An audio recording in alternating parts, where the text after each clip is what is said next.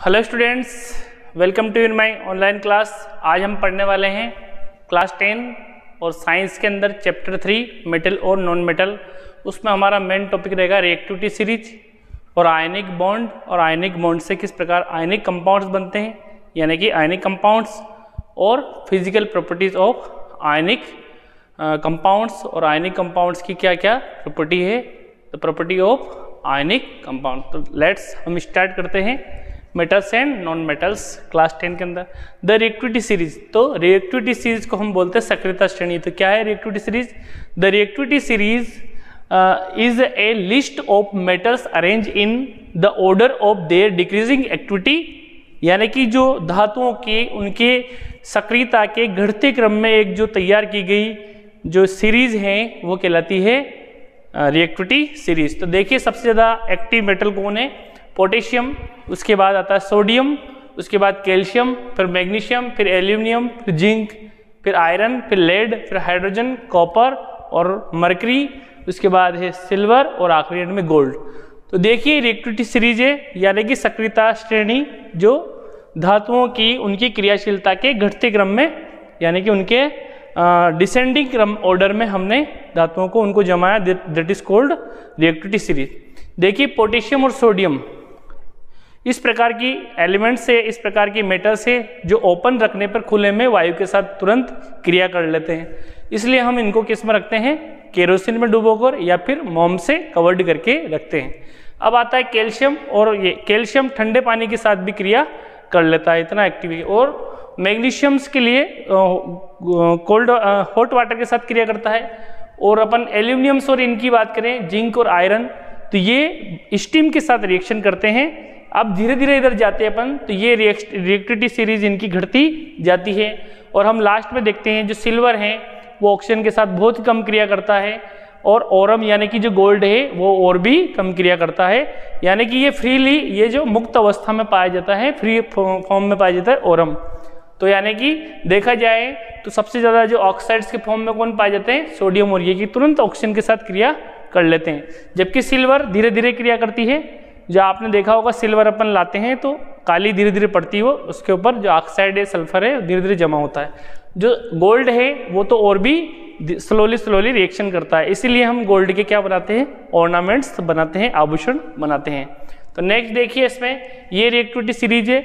इधर मोर रिएक्टिव्स जो मेटल्स है ऊपर, और यहाँ लिस्ट रिएक्टिव मेटल्स, यानी कि potassium, sodium, calcium, magnesium, aluminium, zinc, iron, lead, hydrogen, copper, mercury और सिल्वर और गोल्ड, ये रिएक्टिविटी सीरीज है, यानी कि जो मेटल्स का घटता क्रम है। यानी कि ये मेटल्स इनको हटा सकती है अपने स्थान पर क्योंकि मोर रिएक्टिव है। तो इससे हम डिस्प्लेसमेंट रिएक्शंस का भी पता कर सकते हैं कि कौन मेटल किसको डिस्प्लेस कर सकती है साल्ट के अंदर से। नेक्स्ट देखिए इसमें how do metal react with non metal, यानी कि मेटल नॉन मेटल के साथ क्रिया करके क्या बनाती है।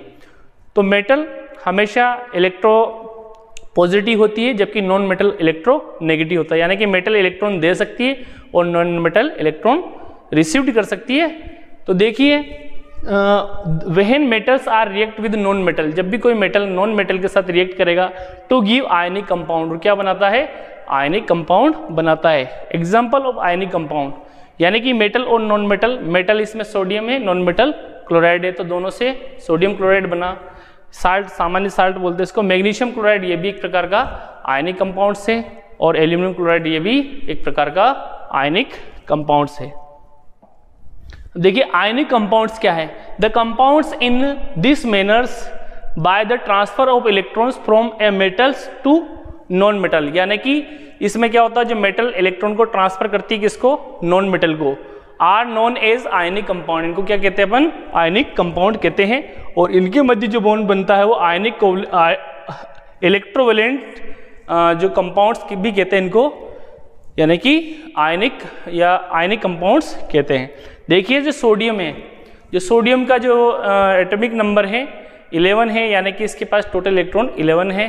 तो देखिए इंटरनल शेल्स के अंदर 2 इलेक्ट्रॉन्स, मिडिल वाले के पास 8 और 1 इलेक्ट्रॉन्स आउटर शेल, यानी कि ये 1 इलेक्ट्रॉन देकर 1 इलेक्ट्रॉन डोनेट करके क्या करेगा? एक स्थायी विन्यास या एक परमानेंट कॉन्फ़िगरेशन प्राप्त करने के लिए एक इलेक्ट्रॉन देगा। तो देखिए सोडियम जब एनर्जी एब्जॉर्ब करता है तो एक इलेक्ट्रॉन को बाहर रिमूव कर रहा है और 2s वाला विन्यास प्राप्त कर रहा है। तो Na प्लस बन गया, Na से Na प्लस बन गया, यानी कि आयंस बन गया। कौन सा आयन बना? केटायन। नेक्स्ट देखिए इसी तरह जो Cl है जिसके पास टोटल 17 इलेक्ट्रॉन है, तो पहले वाले शेल में 2 इलेक्ट्रॉन्स, दूसरे वाले में 8, तीसरे वाले में 7 इलेक्ट्रॉन। तो इस प्रकार इसको एक इलेक्ट्रॉन चाहिए ऑक्टेट कंप्लीट करने के लिए आउटर मोस्ट शेल में।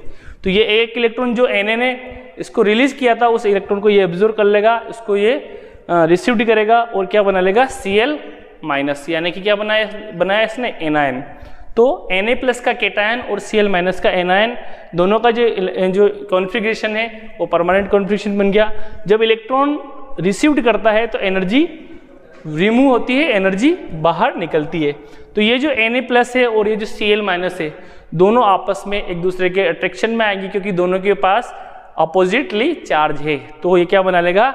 NaCl। तो NaCl बन जाता है जो कि एक प्रकार का आयनिक कंपाउंड है, यानी कि आयनिक कंपाउंड्स आयनों की कारण बनता है और इसमें जो मेटल होते हैं वो इलेक्ट्रॉन ट्रांसफर करते हैं किसको? नॉन मेटल को। तो metals transfer electrons to the non metal to form ionic compounds, और आयनिक कंपाउंड बनता है Na प्लस केटायन है और Cl माइनस एनायन, यानी केटायन और एनायन आपस में मिलके क्या बनाते हैं? Ionic compounds. नेक्स्ट देखिए अब दूसरा एग्जांपल है Mg। तो देखिए Mg की जो एटॉमिक नंबर है 12 है, तो पहले वाले शेल में 2 इलेक्ट्रॉन, दूसरे वाले में 8, तीसरे वाले में 2। तो इसको अपना ऑक्टेट कंप्लीट करने के लिए कितने इलेक्ट्रॉन डोनेट करेगा? ये 2 इलेक्ट्रॉन डोनेट करेगा। तो देखिए इसको एनर्जी देते हैं अपन। कोई भी एटम्स एटोमेटिक इलेक्ट्रॉन डोनेट नहीं करेगा, उसको इलेक्ट्रॉन्स बाहर रिमूव करने के लिए क्या चाहिए? एनर्जी चाहिए। तो एनर्जी देनी पड़ती है। तो ये अपने आयनों में बदल गए। तो इसने कितने इलेक्ट्रॉन रिमूव किए बाहर? 2। अब क्लोरीन, एक क्लोरीन हमने अभी देखा, एक क्लोरीन एक इलेक्ट्रॉन को रखता है अपने आउटर मोस्ट शेल में। तो यहाँ पे 2 क्लोरीन लिए तो 2 इलेक्ट्रॉन इसके इसने ऑब्जर्व किए, तो 2Cl माइनस हो गया। अब क्या हुआ? यानी कि एक Mg और Cl कितने इसके साथ? 2, यानी कि Mg 2 इलेक्ट्रॉन देगा और Cl ये दोनों आपस में क्रिया करके क्या बना लेंगे? MgCl2 magnesium chloride. तो देखिए Mg प्लस 2 और 2Cl माइनस बराबर मैग्नीशियम क्लोराइड, जो कि एक प्रकार का साल्ट है, ये भी एक प्रकार का आयनिक कंपाउंड्स है। इसी प्रकार से Al3, एक एल्यूमिनियम्स का जो एटॉमिक नंबर 13 है, पहले वाले सेल में 2 इलेक्ट्रॉन, दूसरे वाले में 8, तीसरे वाले में 3 इलेक्ट्रॉन। तो एक एल्यूमिनियम 3 इलेक्ट्रॉन देगा और 3 क्लोराइड इसको तीनों इलेक्ट्रॉन को एब्जॉर्ब करके क्या बना लेते हैं? AlCl3। तो that are three all are the example of ionic compounds, यानी कि NaCl, मैग्नीशियम क्लोराइड MgCl2 और AlCl3 एल्यूमिनियम क्लोराइड। नेक्स्ट देखिए इसमें प्रॉपर्टीज ऑफ आयनिक कंपाउंड्स। तो आयनिक कंपाउंड्स की क्या प्रॉपर्टी है, ये किस प्रकार के बिहेवियर करते हैं? तो सबसे पहले देखिए एग्जांपल्स इनके, सोडियम क्लोराइड, मैग्नीशियम क्लोराइड और एल्यूमिनियम क्लोराइड, ये सब किसके एग्जांपल्स है? आयनिक कंपाउंड्स के एग्जांपल है। अब इनकी प्रॉपर्टीज देखते हैं अपन। सबसे पहले फिजिकल प्रॉपर्टी, यानी कि फिजिकली रूप से कैसे होते हैं। तो देखिए आयनिक कंपाउंड्स आर सॉलिड, यानी कि कैसे होते हैं? सॉलिड होते हैं, ठोस होते हैं, एंड हार्ड और मजबूत होते हैं because of their strong ionic bond, क्योंकि इनके बीच में क्या होता है? जो Na और Cl के बीच में या Mg और Cl2 के बीच में जो बॉन्ड होता है ये बहुत ही स्ट्रॉन्ग होता है। इस स्ट्रॉन्ग बॉन्ड को तोड़ना बहुत ही कठिन होता है, इसलिए क्या होते हैं? हार्ड होते हैं। These compounds break into piece when pressure is applied on it। जब इनके ऊपर प्रेशर अप्लाई करेंगे तो ये छोटे छोटे पीस में ब्रेक डाउन हो जाते हैं। ये यानी कि फिजिकल प्रॉपर्टी क्या है इनकी? हार्ड होते हैं और सॉलिड फॉर्म में होते हैं। नेक्स्ट देखिए मेल्टिंग पॉइंट, यानी कि गलनांक, और बॉइलिंग पॉइंट यानी कि क्वथनांक। तो मेल्टिंग पॉइंट क्या है? सबसे पहले the temperatures, which temperatures when the solid form of the substance can be change into liquid form, यानी कि ऐसा टेम्परेचर जिस पे कोई पदार्थ सॉलिड अवस्था से लिक्विड अवस्था में बदलता है वो क्या कहलाता है? मेल्टिंग पॉइंट, यानी कि उस टेम्परेचर पे वो मेल्ट होते हैं। जैसे कि वाटर जो बर्फ होता है, आइस होता है, वो 0 डिग्री सेल्सियस के बाद क्या हो जाता है? सॉलिड से लिक्विड फॉर्म में बदल जाता है। तो उसका मेल्टिंग पॉइंट कितना है? 0 डिग्री सेल्सियस। लेकिन इनका जो मेल्टिंग पॉइंट, बॉइलिंग पॉइंट्स क्या है? यानी कि लिक्विड से गैसी फॉर्म में बदलने का जो टेम्परेचर है, जो कन्वर्ट होने का जो temperature, that is called boiling point, जिस पे वो बॉइल होने लग जाते हैं। तो 100 डिग्री सेल्सियस वाटर का बॉइलिंग पॉइंट, यानी कि 100 डिग्री सेल्सियस पर पानी उबलने लग जाता है। तो देखिए हम बात करते हैं इसकी मेल्टिंग पॉइंट यानी कि गलनांक जिस पे गलने लग जाता है, और बॉइलिंग पॉइंट जिस पे वो लिक्विड फॉर्म से गैसी फॉर्म में कन्वर्ट होता है। तो the ionic compounds have high melting point, यानी कि इनका जो मेल्टिंग पॉइंट होता है वो बहुत ही ज़्यादा होता है, बहुत ही हाई होता है, और एंड हाईली बॉइलिंग पॉइंट, उनका जो बॉइलिंग पॉइंट भी क्या होता है, बहुत ही हाई होता है। Because it have strong bond between cation and anion, यानी कि इनके जो केटायन यानी कि Na+ और Cl- के बीच में जो बॉन्ड होता है वो बहुत ही स्ट्रॉन्ग बॉन्ड होता है। उस स्ट्रॉन्ग बॉन्ड की वजह से उस बॉन्ड को तोड़ना बहुत ही ज़्यादा एनर्जी देनी पड़ती है, इसलिए इनका जो बॉइलिंग पॉइंट या जो मेल्टिंग पॉइंट है, दोनों पॉइंट बहुत ही ज़्यादा होते हैं, बहुत ही अधिक होते हैं। नेक्स्ट देखिए सोल्यूबिलिटी यानी कि विलेयता, यानी किन किन के साथ ये सोल्यूबल हो सकते हैं और किन के साथ ये सोल्यूबल नहीं होते।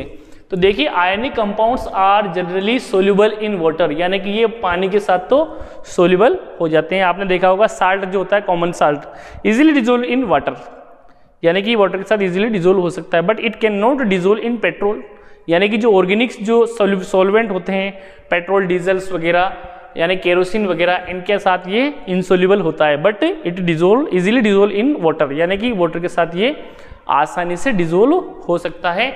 And insoluble in solvent such as kerosene, petrol, यानी कि जो आयनिक कंपाउंड जो होते हैं, यानी कि आयनिक जो कंपाउंड होते हैं ये सोल्यूबल होते हैं किसके साथ, किसके साथ सोल्यूबल होते हैं, ये वाटर के साथ, लेकिन can not soluble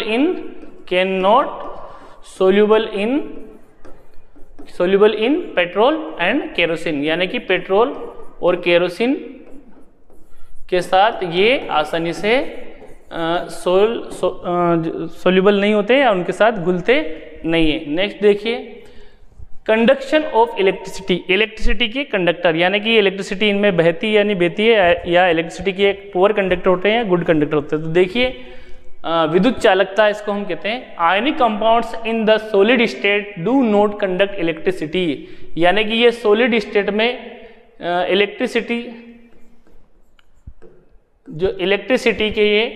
electricity because movement of ions in the solid state do not possible, यानी कि सॉलिड स्टेट में ये इलेक्ट्रिसिटी के कंडक्टर नहीं होते हैं, बिकॉज जो आयंस होते हैं do not move in solid state. But देखिए आगे, but in the molten state, लेकिन पिघली हुई अवस्था में मोल्टन स्टेट में the electrostatic force at attraction between the oppositely charge ions are overcome due to the heat, यानी कि जो हीट की वजह से जो अट्रैक्शन होता है इनमें जो पॉजिटिव और नेगेटिव आयंस होते हैं Na+ और Cl- जो आयन है वो एक दूसरे को क्या करते हैं, अट्रैक्ट करते हैं और ओवरकम होते हैं, एक दूसरे के पास आते हैं, उसकी वजह से क्या होती है, हीट रिलीज होती है।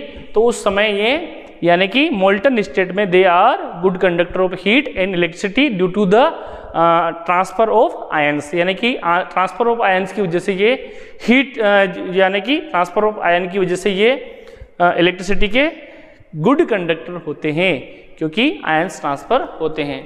Thus the ions move freely, यानी कि आयंस फ्रीली मूवमेंट कर सकते हैं किस अवस्था में, लिक्विड अवस्था में या मोल्टन स्टेट में, फ्रीली एंड कंडक्ट इलेक्ट्रिसिटी, यानी कि ये लिक्विड अवस्था में यानी कि मोल्टन स्टेट में इजीली कंडक्ट इलेक्ट्रिसिटी के कंडक्टर होते हैं, लेकिन सॉलिड अवस्था में they can not conduct electricity, they are poor conductor of electricity in solid form, but they are good conductor of electricity in molten state, in liquid state, यानी कि liquid के साथ डिजोल्व करने पर ये अच्छे कंडक्टर की तरह बिहेवियर करते हैं due to the flowing of electron, due to the movement of electron in aqueous solutions.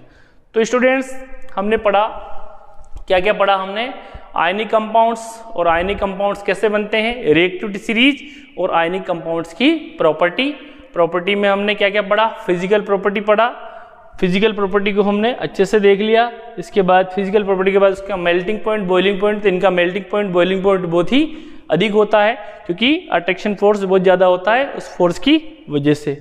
तीसरा हमने पढ़ा सोल्यूबिलिटी, तो सोल्यूबल्स ये वाटर के साथ तो सोल्यूबल होते हैं, बट जो ऑर्गेनिक्स जो सॉल्वेंट है जैसे पेट्रोल है, डीजल है, केरोसिन है, उनके साथ ये दे कैन नॉट डिजोल्व इजीली। अगला हमने पढ़ा यानी कि इनकी कंडक्टिविटी, तो कंडक्टिविटी क्या है इनकी, सॉलिड स्टेट में ये पुअर कंडक्टर होते हैं, लेकिन मोल्टेड स्टेट में they are good conductor of electricity due to the free movement of ions in solutions. Thank you students for watching.